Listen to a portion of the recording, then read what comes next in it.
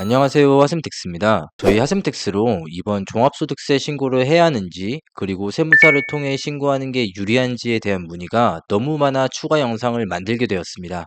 지금 이 영상을 참고하셔서 신고 대상자에 해당하는지, 그리고 뒷부분에 절세를 위해 준비해야 하는 자료를 확인하고 현명하게 이번 종합소득세 신고를 진행하시기 바랍니다. 우선 신고를 해야 하는 대상자부터 정리해 보겠습니다. 개인 사업자에 해당하신다면 무조건 신고를 하셔야 하고요. 프리랜서 3.3%를 떼고 급여를 받으신다면 여기에 해당하시는 분들도 종합소득세 신고를 하셔야 합니다. 투잡으로 4대 보험 직장인분께서 다른 타소득이 있는 경우에도 종합소득세 신고를 해주셔야 하고, 당연히 이자소득, 배당소득, 임대소득, 기타소득이 있으신 분들도 종합소득세 신고를 해주셔야 합니다. 보험설계사 경우에는 영상 뒷부분에 신고 여부를 안내해뒀으니 참고해주세요. 기본적으로 2023년도에 소득이 발생했으면 종합소득세 신고를 자진해서 해주셔야 하는데, 자진해서 신고를 안 하다가 국세청으로부터 연락을 받는 경우가 생각보다 많습니다. 꼭 신고기간 5월 1일부터 5월 31일까지 신고 및 납부를 해주시고, 소득이 발생했다면 그 부분까지 반영해서 신고를 해줘야 차후 세금 관련 문제가 생기지 않습니다. 그리고 이 영상을 보시는 분들은 홈택스에 로그인을 하시고 종합소득세 신고 안내문, 신고 도움 서비스부터 확인을 해주세요.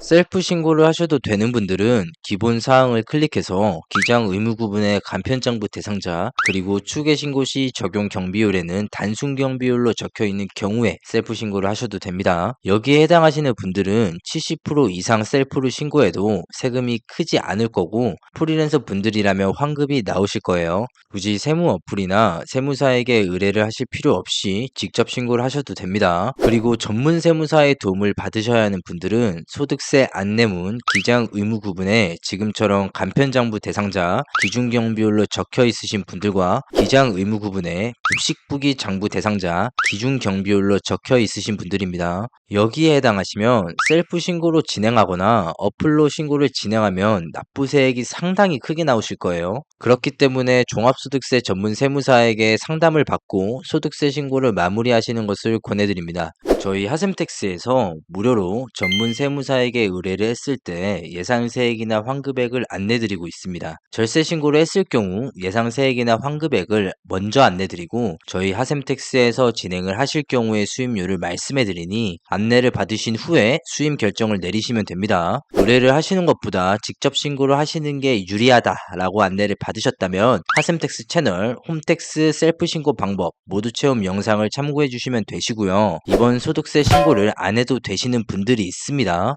4대 보험 직장인으로 중도퇴사, 이직 없이 한 회사에서 쭉 23년도에 근무를 하셨고 연말정산을 제대로 했다면 이번 종합소득세 신고를 하지 않으셔도 됩니다. 만약 연말정산 때 월세 및 전세 관련 공제를 받지 못했거나 중도퇴사, 이직을 하셨다면 지금 화면에 나오는 근로소득 신고, 정기 신고를 통해서 셀프로 하시면 됩니다. 보험 설계사에 해당하시는 경우라면 연말정산 유무에 따라 소득세 신고를 하셔야 하는 경우가 있고 하지 않아도 되는 경우가 있습니다. 하지 않아도 되는 경우는 딱 하나입니다. 이외에는 꼭 소득세 신고를 하셔야 국세청으로부터 통지서를 받지 않습니다. 간편장부 대상자에 해당하시고 연말정산을 하셨는데 보험사 한 곳에서만 소득이 발생한 경우라면 이번 종합소득세 신고를 하지 않으셔도 됩니다. 종합소득세 안내문에 지금처럼 나와야만 합니다. 간편장부 대상자, 기준경비율 대상자라고 안내받고 신고 안내자료에 보험설계사 업종코드 940906 연말정산을 한 경우에만 소득세 신고를 하지 않아도 되는 거예요. 여기에 다른 프리랜서 소득이나 타소득이 있다면 꼭 소득세 신고를 하셔야 합니다. 많이 헷갈리시다면 하샘택스로 문의 주시면 신고 여부에 대해 안내드리겠습니다. 종합소득세 절세를 위해서는 비용에 대해 증빙이 필요합니다. 23년도에 사용한 카드 내역, 현금 영수증,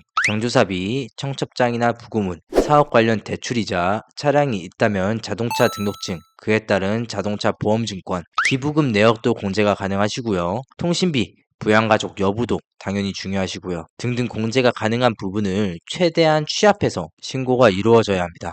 좋은 세무사를 만나 시간과 비용을 절약하는 것도 이번 종합소득세 신고 때 상당히 중요합니다. 이 영상을 보시는 분들께서는 비용에 대한 정리를 꼼꼼하게 하신 후에 본인에 맞는 현명한 신고 방법을 선택해서 이번 종합소득세 신고를 잘 마무리하시기를 기원합니다. 감사합니다.